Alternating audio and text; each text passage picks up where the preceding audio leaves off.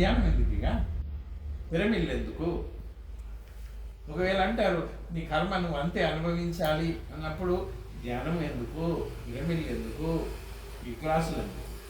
అంటే ఓహో మన తలరాతను కూడా మనం మార్చుకోవడానికి వరకు ధ్యానము, పిరమిడ్ శక్తి, సామూహిక ధ్యానాలు వీటి వల్ల మార్చుకోవచ్చు.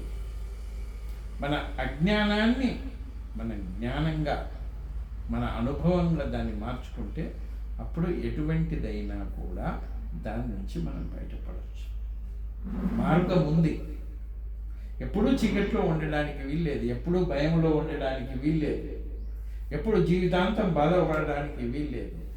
దేన్నైనా నీ బాధ నుంచి నువ్వు బయటపడవచ్చు, నీ దుఃఖాల నుంచి నువ్వు బయటపడవచ్చు, నీ భయాల నుంచి నువ్వు బయటపడవచ్చు, నీ భ్రాంతుల నుంచి, నీ భ్రమల నుంచి బయటపడవచ్చు.